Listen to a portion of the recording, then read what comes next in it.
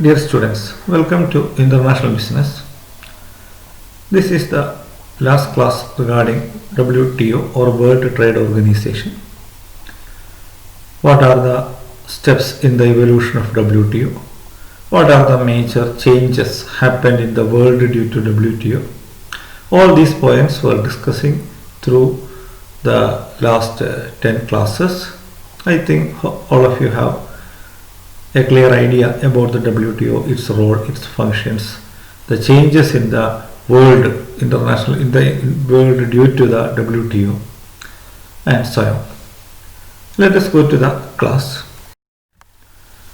Today we are going to discuss about three important aspects. One, dispute settlement.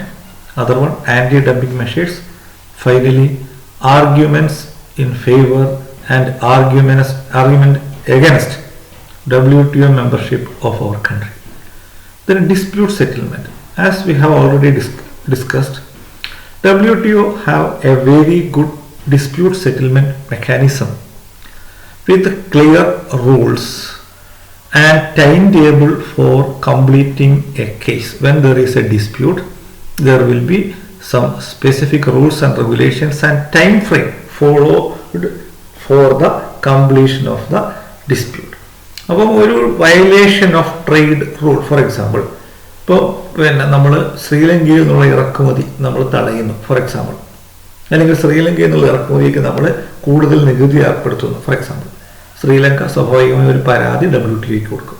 അങ്ങനെ വരുമ്പോൾ there will be a dispute that the member countries are not following the WTO conditions. അപ്പം then there is a violation.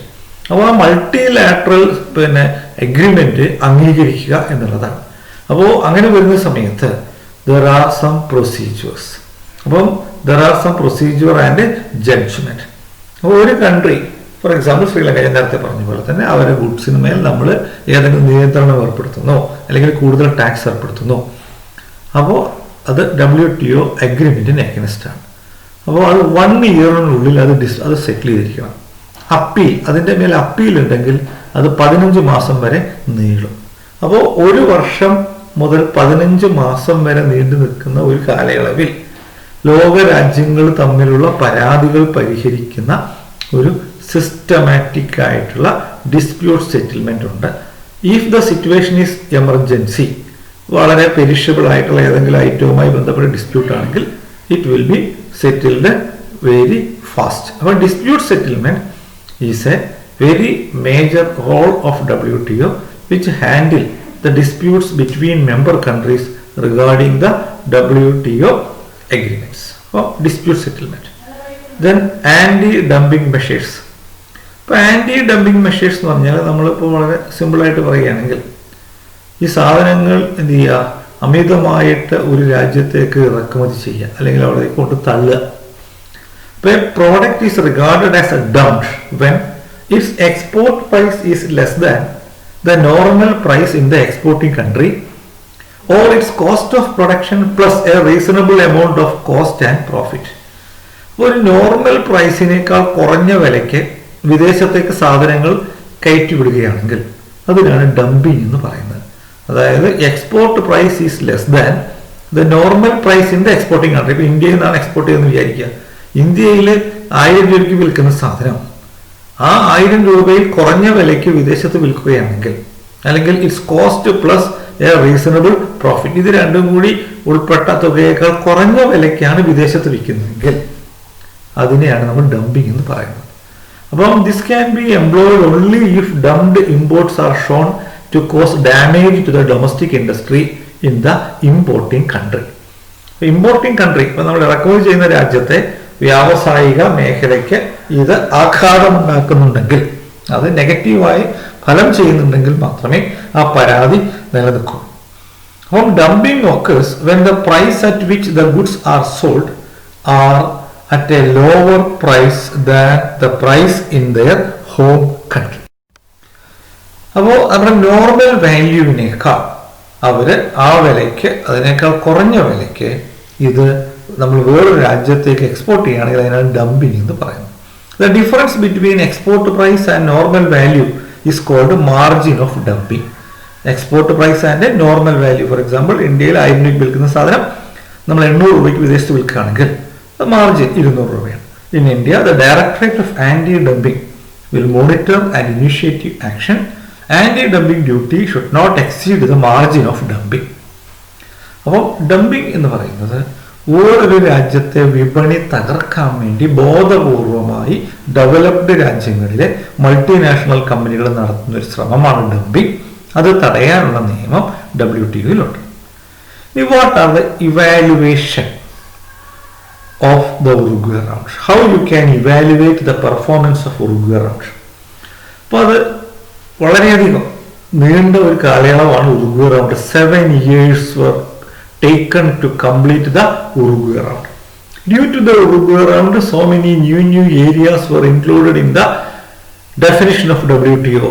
That GATS-ഉം പിന്നെ ട്രിപ്സും ട്രിംസും എല്ലാം വന്നു. Similarly, the reduction of tariff and non-tariff barriers, നികുതികൾ കുറയ്ക്കുന്നതിൽ ഇത് വളരെ നിർണായകമായ പങ്ക് വഹിച്ചു. Similarly, the world real income increased.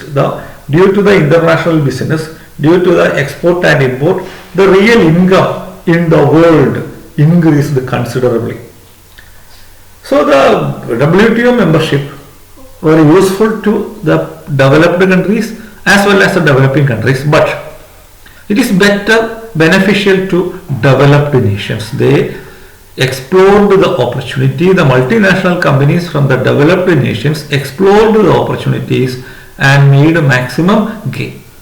But the world trade increased considerably due to the WTO. ആഗോള വ്യാപാര ഉടമ്പടികൾ, കരാറുകൾ വ്യാപകമായി വർദ്ധിച്ചു.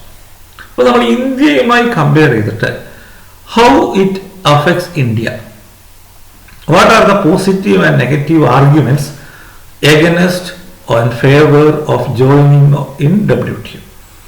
അപ്പോൾ നമ്മൾ ശ്രദ്ധിക്കുകയാണെങ്കിൽ ഇന്ത്യ അതിൻ്റെ ഫൗണ്ടർ മെമ്പറാണ്. ലോകത്ത് 76 രാജ്യങ്ങൾ ചേർന്നിട്ടാണ് WTO ആരംഭിച്ചത്. So our country was a founder member of WTO.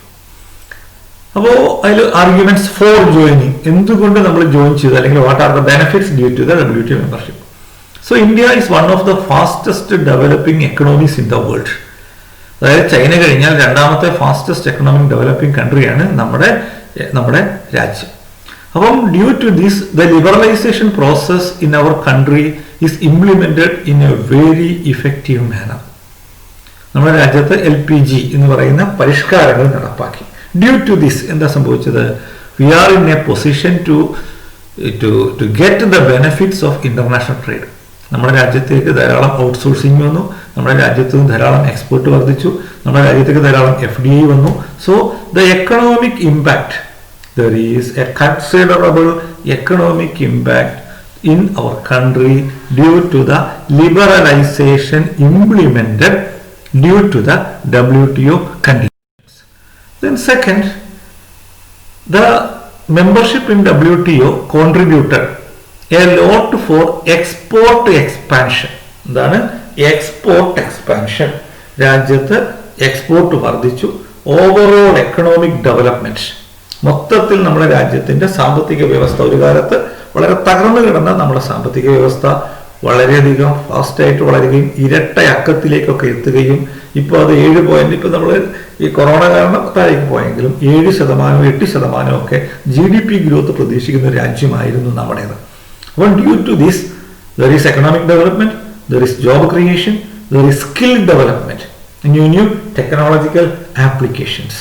അപ്പോൾ രാജ്യത്തിൻ്റെ സമഗ്രമായ ഒരു വളർച്ചയുണ്ടായി, എക്സ്പോർട്ട് ഇൻക്രീസ് ഉണ്ടായി, ടെക്നോളജിക്കൽ ഡെവലപ്മെന്റ് ഉണ്ടായി.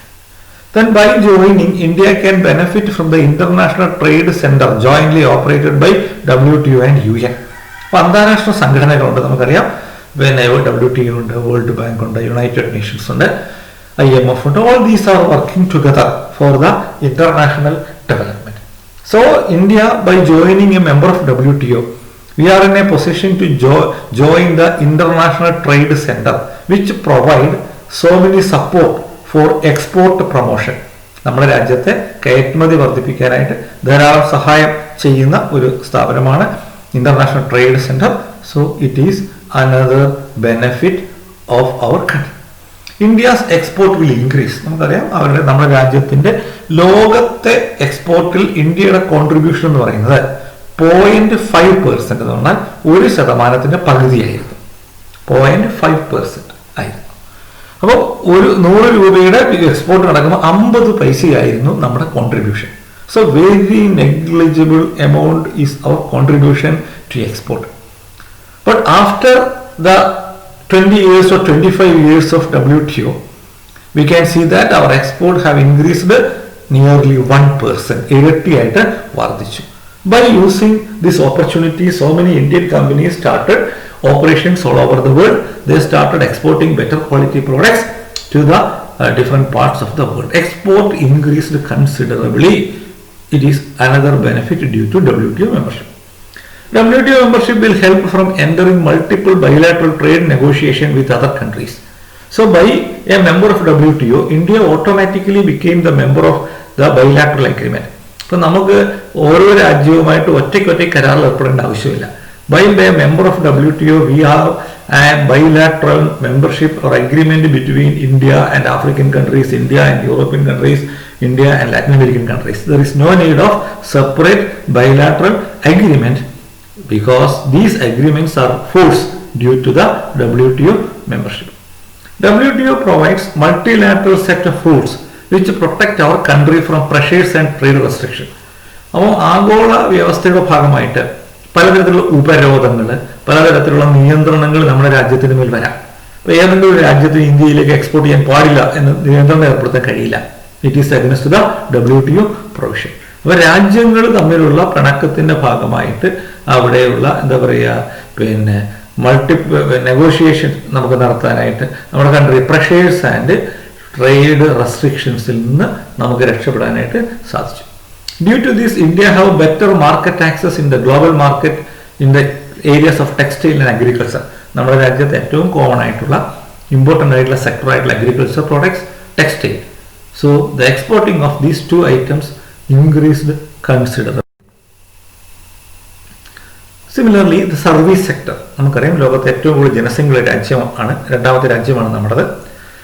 So the opening up of service sector contributed a lot for the economy of our country. Millions are in a position to gain employment opportunities. അതേപോലെ തന്നെ technology based, ഇപ്പം നമുക്കറിയാം നമ്മുടെ മൊബൈലിലൊക്കെ ഇപ്പം നമ്മൾ banking സൗകര്യങ്ങൾ ഉപയോഗിക്കുന്നു, ഇന്റർനെറ്റ് ബാങ്കിങ് എല്ലാം ഉപയോഗിക്കുന്നു.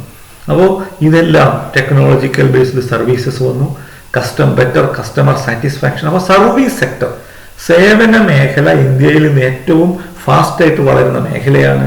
സേവന മേഖല ഇങ്ങനെ വളരാൻ ഇടയായതിൻ്റെ കാരണം ഈ WTO മെമ്പർഷിപ്പാണ്. What are the argument against? So the argument that the export will increase substantially is a myth. It is not a reality. So increase in exports related to several factors. നമ്മുടെ രാജ്യത്തെ സാങ്കേതിക വിദ്യ, നമ്മുടെ രാജ്യത്തെ infrastructure, നമ്മുടെ രാജ്യത്തിന്റെ പ്രോഡക്ട്സിന്റെ quality, ഇതൊക്കെയാണ് എക്സ്പോർട്ടിനെ ബാധിക്കുന്നത്. The people says that mere opening up of economy will not contribute for the increase in the export. Export is based on the quality of the products, the technology of the products, so it will not happen. അതാണ് ഒരു criticism. India, like other developing countries, blindly entered into the trap of the developed countries. നമ്മളെ വികസിത രാജ്യങ്ങൾ ചതിയിൽപ്പെടുത്തി എന്ന രീതിയിലൊരു വിമർശനം രാഷ്ട്രീയമായിട്ട് നിലവിലുണ്ട്. അപ്പോൾ അവരുടെ നേട്ടത്തിന് വേണ്ടിയിട്ട് നമ്മളെ പറഞ്ഞു പറ്റിച്ച ഈ കരാറിൽ ഏർപ്പെടുത്തിയതാണ്. So we are in a trap of the developed nations. It is an argument against. Figures shows the gains from market access is doubtful. അതായത് ഈ പറയുന്ന മാർക്കറ്റ് ആക്സസിൽ നമുക്ക് അമേരിക്കയിലേക്കും യൂറോപ്പിലേക്കും സാധനം കയറ്റുമതി ചെയ്യുമ്പോൾ നമുക്കുണ്ടാകും എന്ന് പറയുന്ന ആ എസ്റ്റിമേഷൻ, ആ ഒരു ഫ്യൂച്ചർ പ്രഡിക്ഷൻ, അത് എന്താണ്, ഡൗട്ട്ഫുൾ ആണ്. It is not a real one. There is fear in the steep hike of prices of medicine and agricultural inputs. വളരെ ശരിയായ കാര്യമാണ്. Due to the IPR, Patent Act, as well as other rules and regulation, മരുന്നിന്റെ വില considerable ആയി കൂടി. Subsidy എടുത്തു കളഞ്ഞതുകൊണ്ട് വളത്തിന്റെയും മറ്റ് agricultural ഇൻപുട്സിന്റെയും വില കൂടി. So there is a price rise in medicine as well as agricultural inputs due to WTO. WTO is heavily biased in favor of developed countries. അപ്പോൾ അതൊരു വലിയ വിമർശനമാണ്. ഇത് ഡെവലപ്ഡ് രാജ്യങ്ങൾക്ക് അനുകൂലമായ നിലപാടാണ് എടുക്കുന്നത്. It is biased, it is controlled by America or by the European Union. It is not in favor of developing countries. It is supporting only the developed nations. That is another argument against WTO. So, the conclusion item. While reviewing the performance of WTO, what is the contribution? So, due to WTO, there is a world market.